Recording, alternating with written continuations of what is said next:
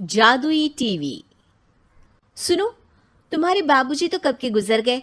अब उनका जो सामान है वो पड़े पड़े कबाड़ा हो रहा है। बेच ही दो, कुछ पैसे आ जाएंगी। बात तो सही है। अगले संडे फुर्सत में यही करेंगे। अगले संडे रोहित सारा सामान कबाड़ी को घर बुला के दे देता है। तभी उसकी नजर बाबूजी की पुरानी टीवी पर जाती है, जो इतने सालों तक कूड़े में पड़ी थी, फिर भी चमचमा रही थी। टीवी तो देखो, जैसे एकदम नई हो। हाँ, बाबूजी को टीवी देखना बहुत पसंद था। उनका सपना था कि वो टीवी पे आए। एक बार मौका भी था जब वो अपने गांव के गाने सुनाने किसी चैनल पर जाने वाले थे, पर मैं और मेरा भाई लड़ पड़े और बाबूजी को घर पर ही रुकना पड़ा। चला के देखें क्या? हाँ हाँ, क्यों नहीं, देख लेते हैं। पर शायद ही चले। बाबूजी ने उस लड़ाई के दिन के बाद टीवी देखना ही छोड़ दिया था। टीवी चालू करने के लिए उसमें केबल वायर लगा दिया जाता है। एक न्यूज़ चैनल चालू हो जाती है। स्वर्ग की सीढ़ी के रास्ते हैं तीन, तीनों के तीन रास्ते हैं संगीन। पहला रास्ता है सांप की बीन, दूसरा रास्ता घर में बिछा कालीन, तीसरा रास्ता कलकत्ता से चीन। ये क्या बकवास खबर है, कुछ अच्छा लगा दो। अरे आप बोलो तो सही, कोई अच्छी खबर सुना देता हूं। मेरा तो काम ही खबर देना है। अरे बाप रे, टीवी बात कर रही है। हाँ, ये न्यूज़ वाला मुझसे। हाँ हाँ, आपसे ही तो बात करूंगा ना, आपके घर में हूं तो। अरे, ये सपना है क्या?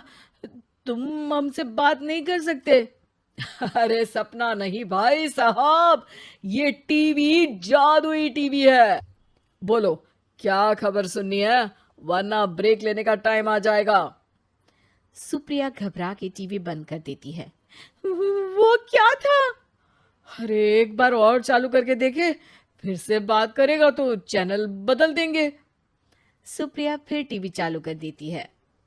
अरे ऐसा कोई मुंह पे टीवी बंद करके जाता है क्या? मुझे बुरा लगा आपका नेचर। चाय पानी तो पूछो। सुप्रिया टीवी के बटन से चैनल बदल देती है। अब टीवी पर एक फिल्म चल रही है। अरे ये तो सूर्यवंशम है ना? हाँ, और ये ठाकुर को जहर की खीर दे दी और उसको पता भी नहीं है। ए भाई, खीर मत पीना, उसमें जहर है, मत पीना। ठीक है महाशय, जैसा आप कहें। हाँ। अरे, आपकी बात मान ली, पूरी पिक्चर ही अब तो बदल जाएगी। मतलब ये सच में जादुई टीवी है? तभी वहां कबाड़ी आ जाता है। भैया, टीवी के 150 रुपए दूंगा, चलेगा? अरे 1.5 करोड़ में भी ना दे तुमको ये टीवी हम। अरे 1.5 करोड़ खरीदने को होते तो तुम्हारे घर में ये पानी चाय नहीं पीता, अंबानी या टाटा के घर बैठा कोल्ड कॉफी पीता। रोहित कबाड़ी का हिसाब करके उसे वहां से चलता करता है और अपने भाई शशिकांत को फोन लगा के बुलाता है। शशि थोड़ी ही देर में वहां पहुंच जाता है। क्या हो गया भैया? अरे बाबूजी का टीवी याद है? हाँ हाँ, जिसमें घुसे रहते थे हमेशा वो, और अपने को कुछ नहीं देखने देते थे। अरे वो अब जादुई टीवी बन गया है। भैया, आपकी बकवास करने की आदत अब तक नहीं गई। अरे आपके घर में बच्चे हैं, अब तो बड़ों जैसी बात करो। रोहित जाके टीवी चालू कर देता है। टीवी पर एक जादू का शो हो रहा है जिसमें एक जादूगर है। अब मैं अपनी टोपी में से कबूतर निकालूंगा। श्रिंग ब्रिंग शरिंग बम फोपा फुफी फुफा पाउ। टीवी से कबूतर निकलता है और शशिकांत के सर पर आकर बैठ जाता है। भैया, ये क्या हो रहा है? भैया इसे उड़ाओ। ए कबूतर, जा जा, कबूतर चल निकल। अब मैं टोपी में से सांप सुनते ही शशिकांत कांप जाता है और भाग के टीवी बंद कर देता है। भैया, सॉरी भैया, मैं समझ गया ये सच में जादुई टीवी है, पर एक बार और ट्राई करते हैं। पर भाभी, कोई दूसरा चैनल लगाओ। हाँ, जिसमें डर ना लगे। सुप्रिया टीवी चला देती है और न्यूज लगा देती है। अरे कितने दिनों बाद मुझे याद आया, बताइए क्या खबर सुनाओ। और ये नया आदमी कौन है?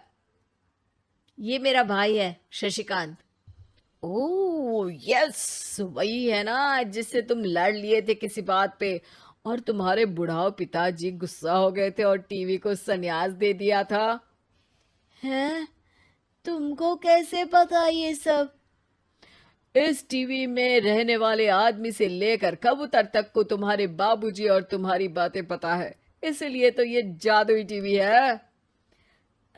ये टीवी क्या कर सकती है वैसे? तुम जो मांगो दे सकती है। कहानी बदल सकते हो, खबर बदल सकते हो, कोई चीज मांग सकते हो। अरे भैया, ये टीवी मैं लेके जा रहा हूँ। बाबूजी का लाडला तो मैं ही था ना। अरे ऐसे कैसे? मैं बड़ा बेटा था, अब तक मेरे घर में टीवी थी ना। अब तक कहाँ गए थे पिताजी के लाडले? तुम्हारी गलती का एहसास भी है। अरे भैया ज्यादा ना बोलो वरना भूल गए, आपके दांत तोड़ दिए थे मैंने उस लड़ाई में।